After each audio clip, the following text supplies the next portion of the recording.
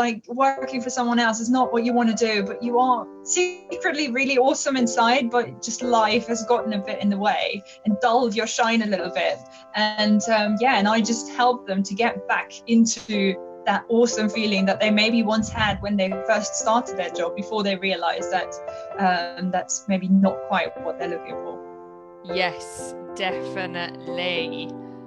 Okay, brilliant. Right, what am I looking for? I'm looking for, sorry, my phone is going wild today for some reason, and it never normally does. Exciting. So, let's hope so. Okay, so back to our wonderful questions when I can find them. Right, got it. So can you tell us a little bit about how you got started on this path? Okay, cool. Yes, I'd love to, because that, I guess, a little bit explains the name a little bit more as well. So I started out working in various corporate jobs because that's what we learn is the right thing to do, you know, just go to work, find a good boss that pays you your money every month. Some jobs were really good, others were not so great, but there was always this nagging feeling that I didn't quite belong there, and that there was still more to come, and that I could do better in a way without trying to sound cocky, because that's the least thing I want to do. So in 2016 I left the corporate world behind. I waved my boss goodbye, and I started my own personal training business, and it took off quite quickly and it worked really well to begin with. But then again, for me, there was this nagging feeling that I was like, no, it still feels like something's not quite right. And then I started venturing into life coaching a little bit, and just felt again like, nope, this is still not quite it. Then I combined the two, so PTing and life coaching, and again I was like, no, not quite it. And then I was just a moment when I was like, stop, just stop. And I actually like leaned back, just took a time out, and I really just focused on, what are my strengths, what are my weaknesses, what do I enjoy, what do I hate, what did I enjoy about the ventures I did, what did I not enjoy. And that's where the whole idea came from, to help people that were pretty much in the same situation. And for me, that's that step of actually finding the courage somewhere inside of me to say, you know what, that's it, I'm leaving the corporate world and I'm doing my own thing. And for me, that step was so crucial that I now want to help other people take that step as well. Fantastic. That's wonderful. What's the one question you find people always ask you? Okay. Well, my pitch is usually I help people get from beige to brilliant. My favorite hashtag is don't be beige. My podcast is called From Brilliant to Beige and Back Again. So a lot of times I get asked, what's it with that beige? Why beige? Why are you obsessed with that beige? What is it with that beige? And for me, so that is probably the question I get asked the most often. Because for me, beige, it's a color, it's non-offensive, it's just there. There's not much to say about it. It's just, it just pleases everyone in a way. And so for me, it somehow represents like everyone else, like the majority of people, and the normality and what we're expected to do in a way as well. And I just want to help people to realize, I know that my people, they secretly know that they are not beige. And I want to help them to really be brave enough to step into that blue, pink, neon, whatever color it really is.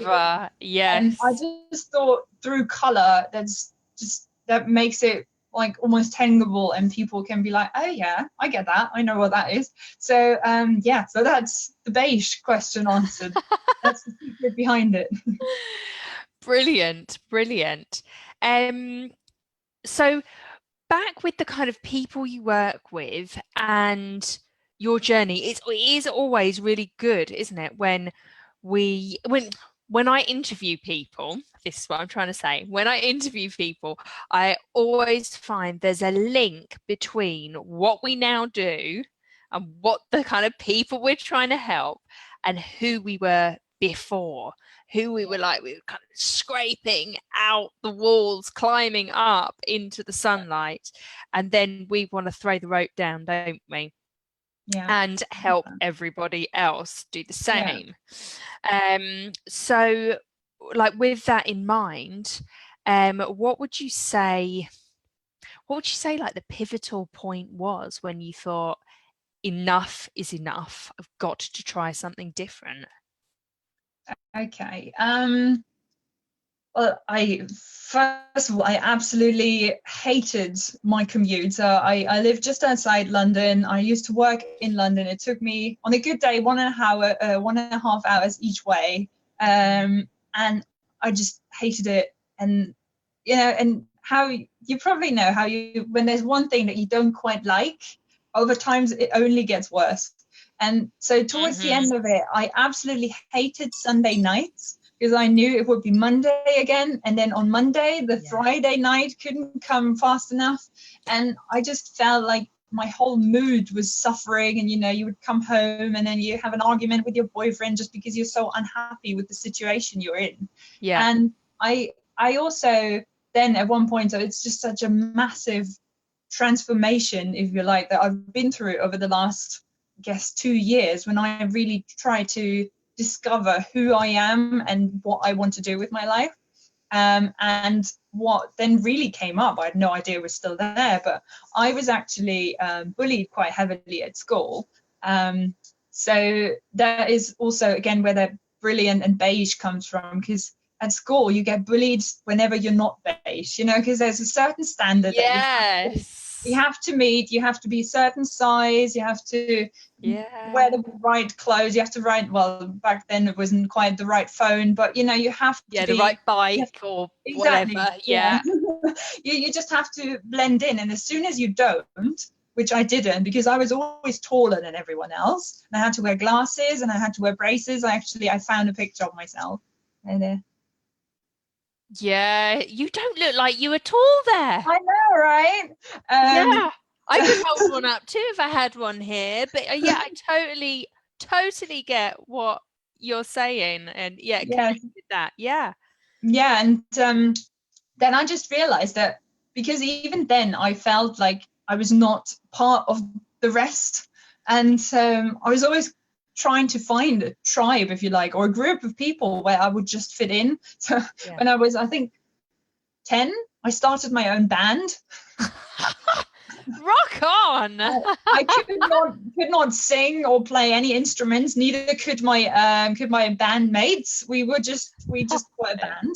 Then at about 15, I started my dance company. Okay, I could dance a little bit, but yes, I was always trying to find to group people around me, and that was definitely when I realized the strength of community and having a great, I mean, that's why I love groups like this, because it's just, you know, the power of having people around you that are like-minded and have the same goals and the same struggles is just so powerful.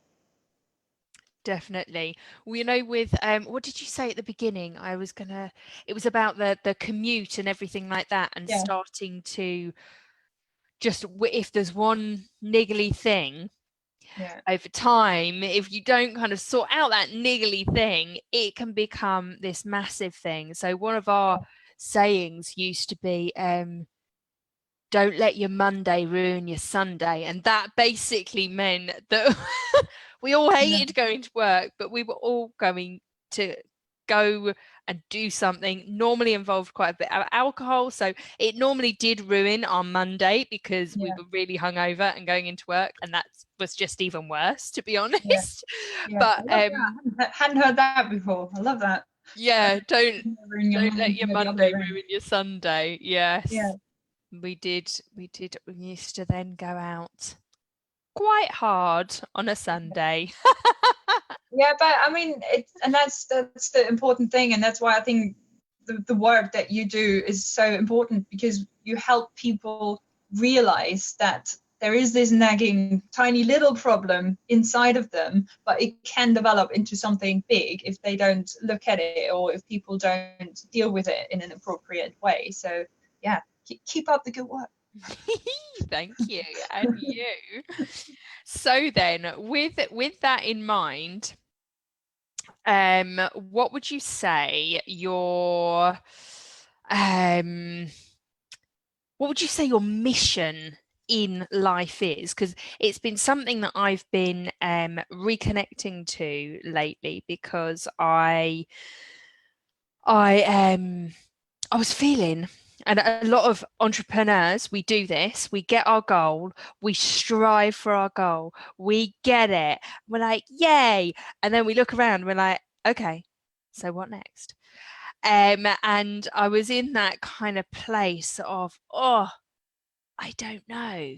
I don't know if my mission is the same. What the hell are my passions? This is really confusing.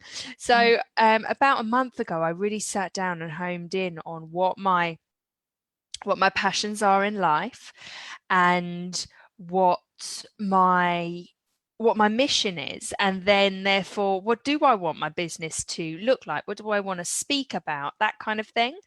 And it was quite interesting that the underlying is all the same. It's been the same for the whole of my life, but the language, that I would have used in my teens and in my childhood, to my 20s, to my 30s, is all totally different. So like, what is your mission in life, and has it changed and evolved as you've grown up? Well, as I'm not sure what my mission is or was as a teenager. Well, probably until I was about 30, because until then I had no idea people could have something like a mission and could have a purpose and a point why they were put on this earth, pretty much. But now looking back, it can probably all be traced back to what I now see as my mission, because I'd say it is motivating people and giving them confidence. I don't know how it works, but people say they feel really confident and really full of energy after they've spoken to me. And I'm now looking back, I realized that, whenever I just listened to a friend and said something like, oh, have you tried this? Have you thought about that? Have you looked at it that way? Then that would already help them.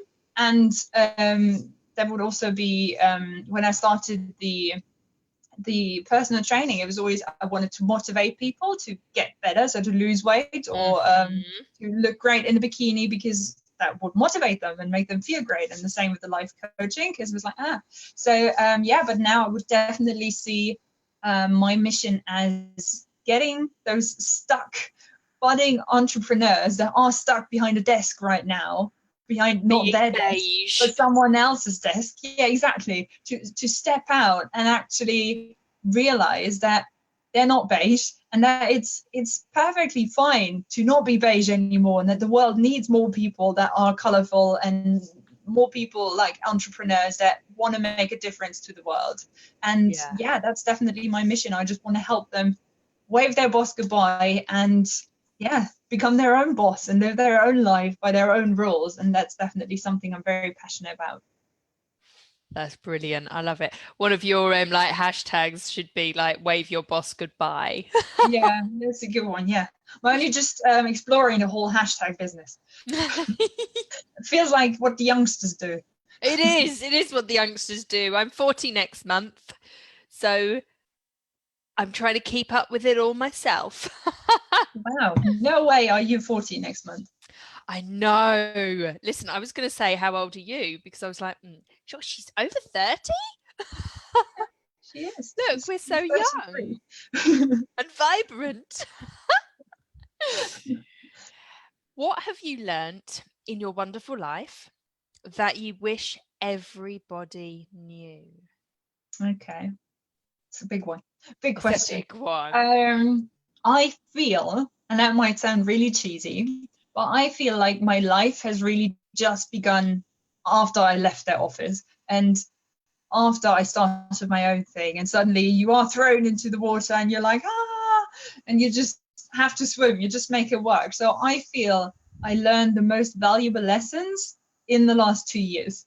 And what yeah, and that brings me to the first one, which is just do it. So don't overthink it. Don't, if anyone's watching this and is thinking that the Monday ruins their Sunday, just do it. Just say goodbye to your boss. You probably have a notice period to work anyway, so you still have 3 months to figure out what you're going to do next.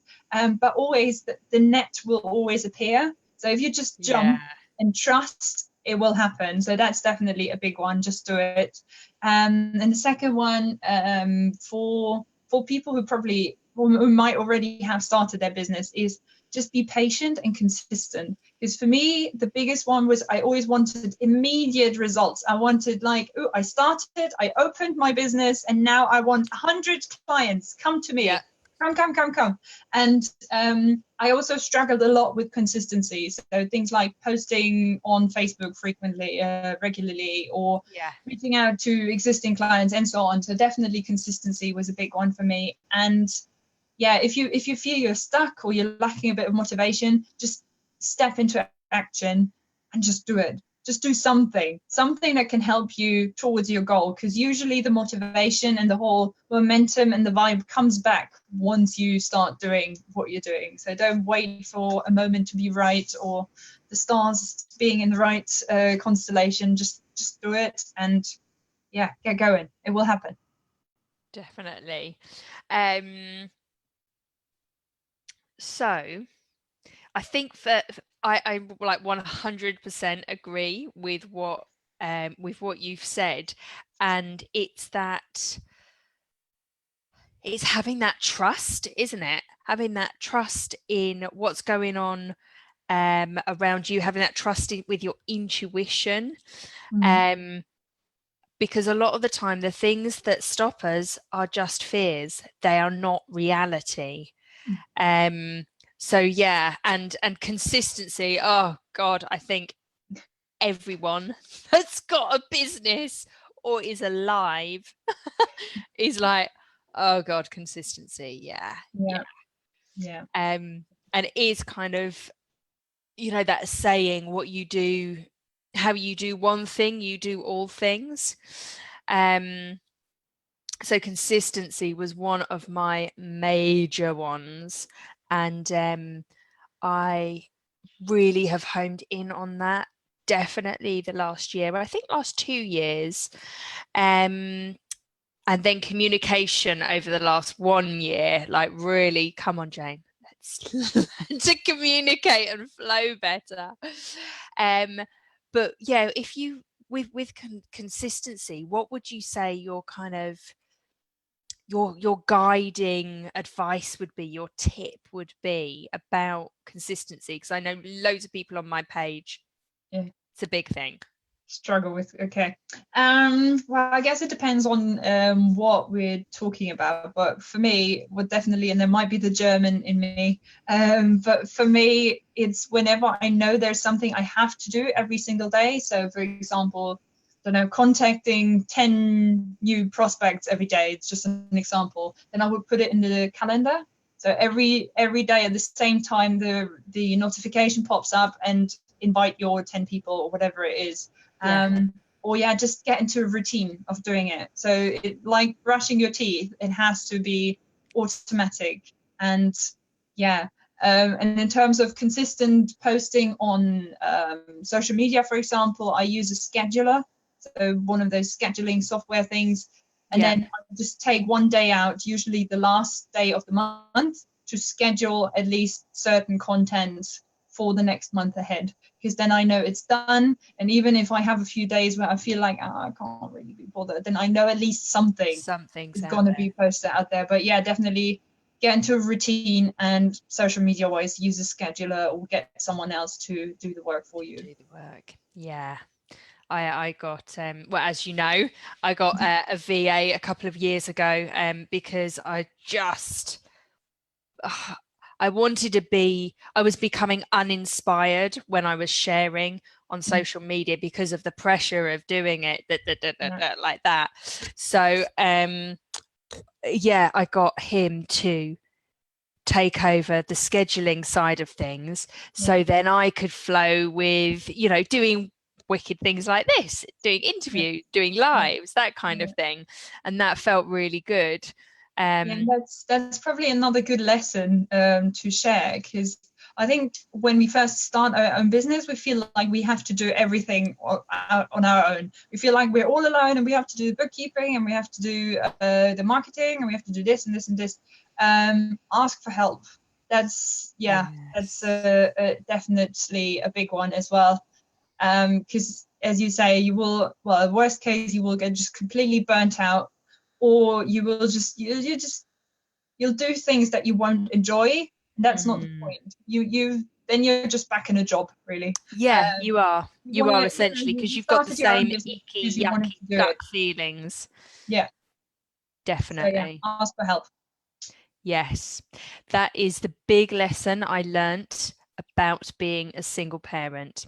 And before I had my Scarlett, I used to hate asking people for help. Like, I was more than happy to go and like pay for a massage to help any back pain, or a osteopath. I was more than happy to pay a homeopath to help with any emotional issues.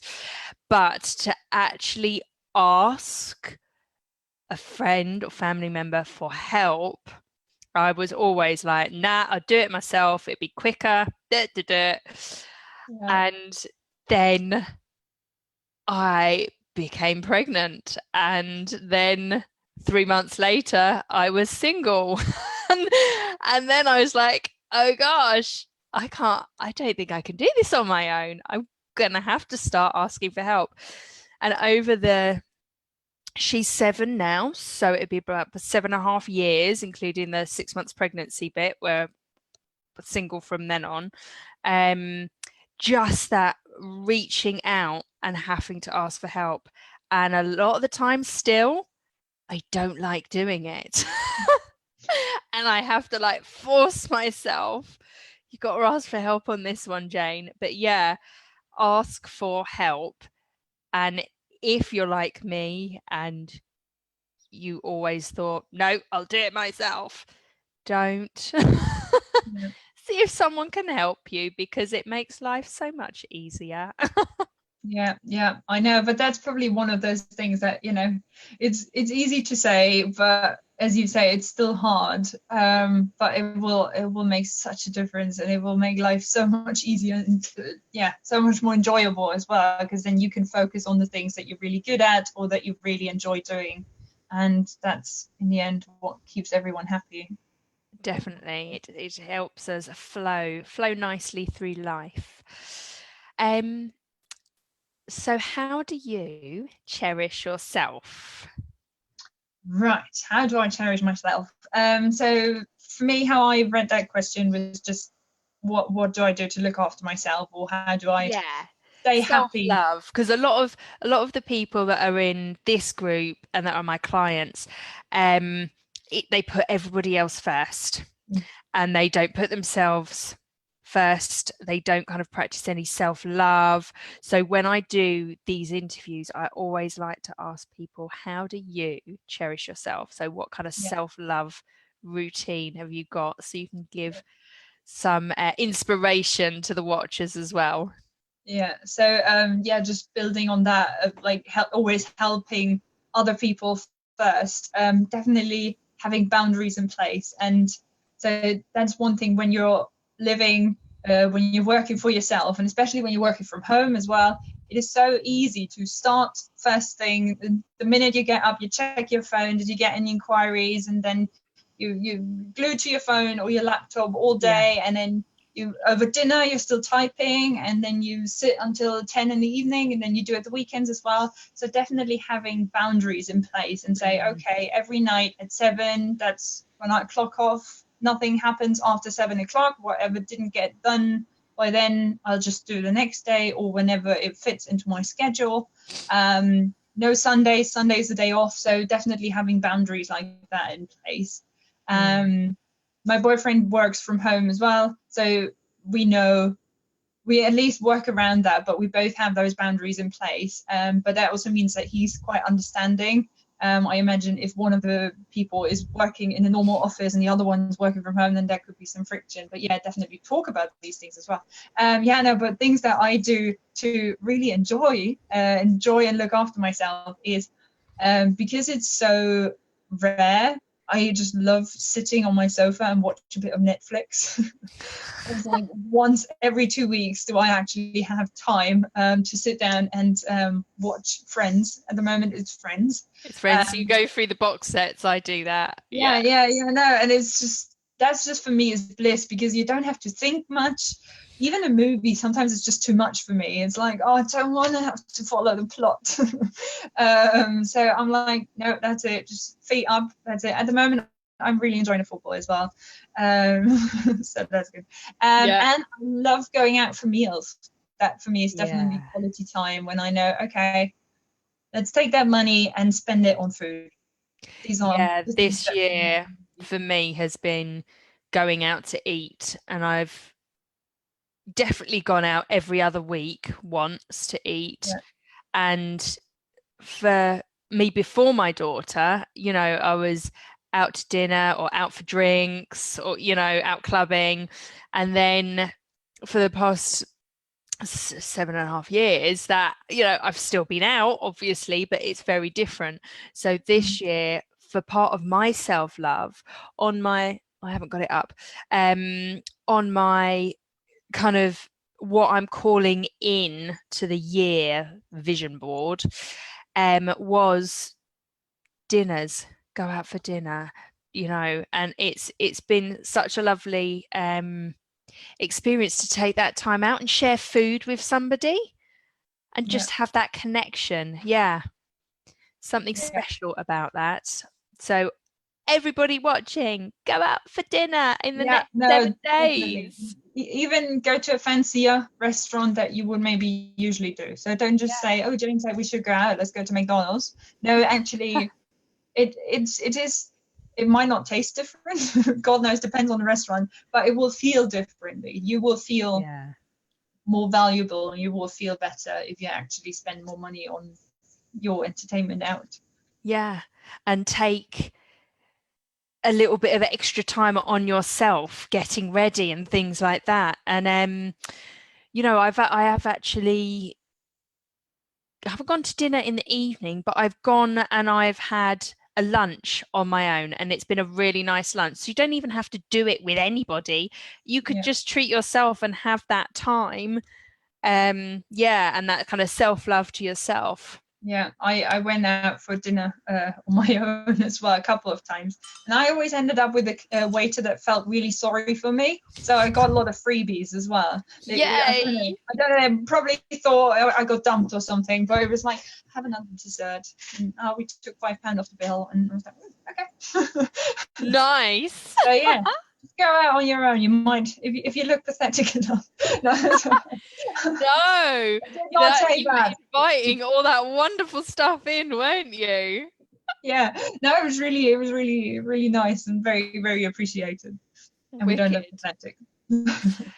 How have you transformed over your life?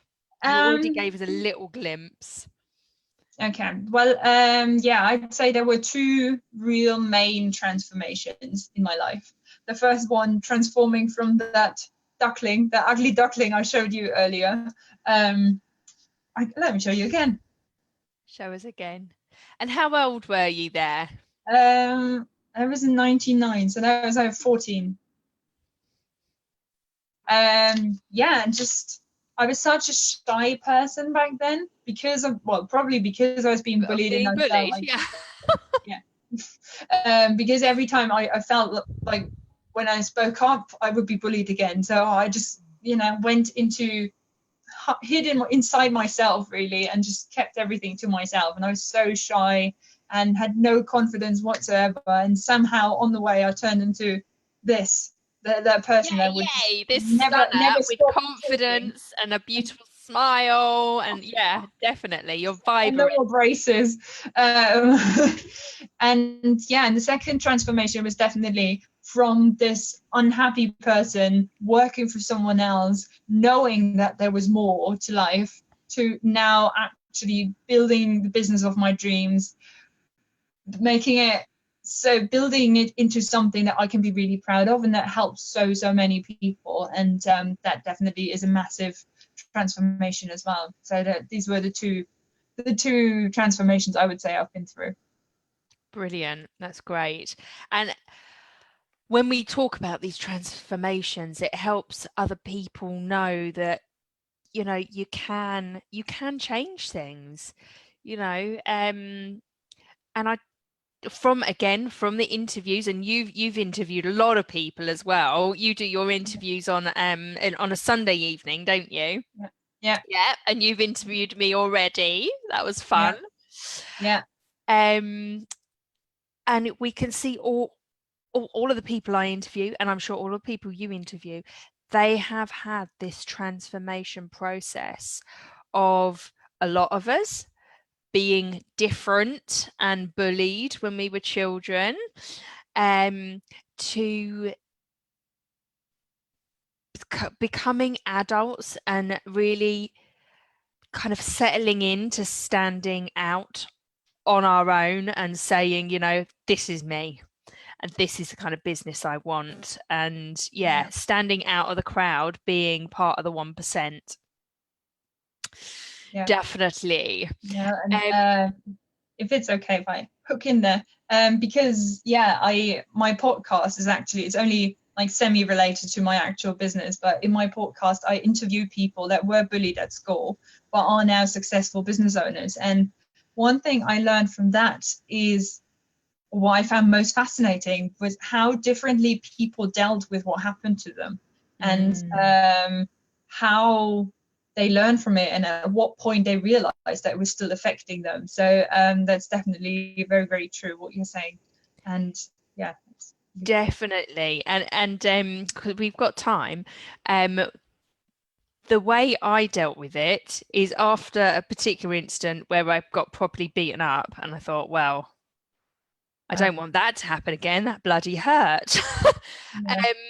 I then started hanging around with the cool girls who didn't bully. They were the intelligent cool girls. And then you had the cool girls that bullied and, you know, weren't nice. But I was like, okay, survival instinct, I suppose. And I kind of left a lot of my friends. I was like, well, I ain't going to be bullied anymore or beaten up. I'm going to hang out with you lot. And that's what I did. Yeah.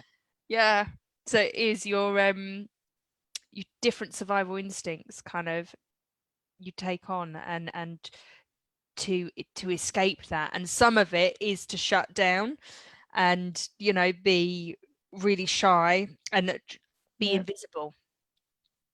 And that, you know, I think we've all done that. I've done that. And then the other way is to, right, okay, well, who don't you bully? Well, you don't bully that group. I'm going to be their friend.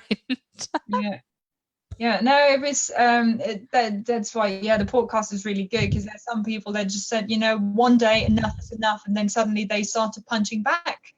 Like all of a sudden, after having taken it for years, they're like, you know what, that's it. And on the other hand, there were stories of people who said, no, just out of nowhere, this person appeared and said, you stop bullying her.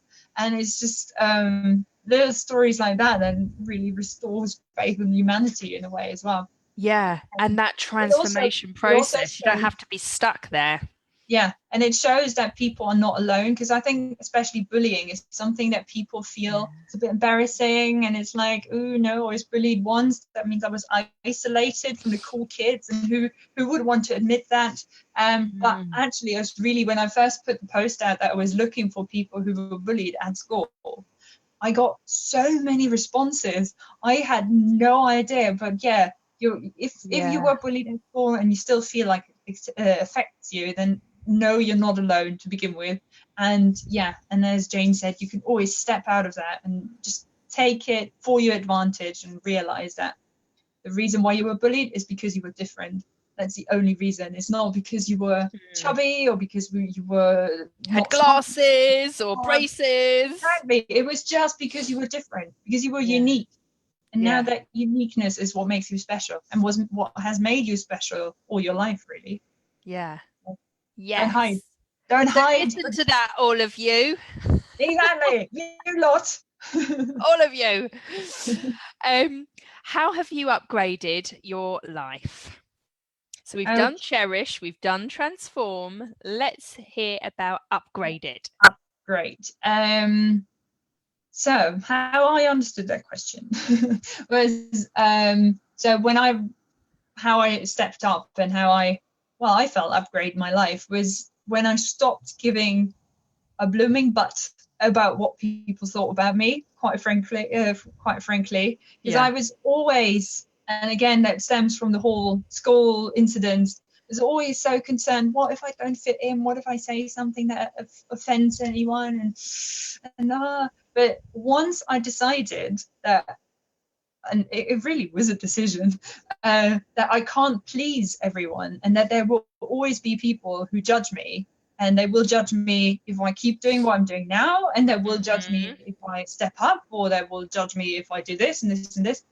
Once I stopped just giving about them, I felt so much lighter. Like there was so much weight taking off my shoulders, because you don't feel like you're carrying other people's weight around anymore. And that was definitely a very, very pivotal moment. Then the moment I discovered audiobooks, that was definitely I love them. Well, because now I can do my personal development while I'm driving in the car, or while I'm walking the dog, and while I'm doing the dishes, and I'm like, oh my god, I'm growing and developing while I'm doing the dishes. This is awesome. And I just hired your VA. Yay! Really. So that definitely feels like a big upgrade as well, and it feels like a proper business now, and like a proper I'm running this ship now. Love it. And it just gets me really excited, because now I can focus on the things that I enjoy and that I'm really good at. So yes, these were, I think, my three secrets. Brilliant. Massive high five to you. It has been an absolute pleasure to have you on board today, and to hear more about your personal life, more about your business and your journey. And what I'd like you, and for the people watching, is I'm going to say, if you put your business page underneath, and if you've got an offer to talk to you for 30 minutes, whatever, you know the deal, pop your offer underneath as well, so people can connect with you and your awesomeness. Thank you so much for this opportunity. I really enjoyed it. Thank you. Brilliant. It's been fantastic. And if you've got any questions, guys, that we haven't covered, then just pop them underneath the video, and we will get answered. They will get answered for you. Okay? Okay then. Bye. Bye. Gonna come off live now.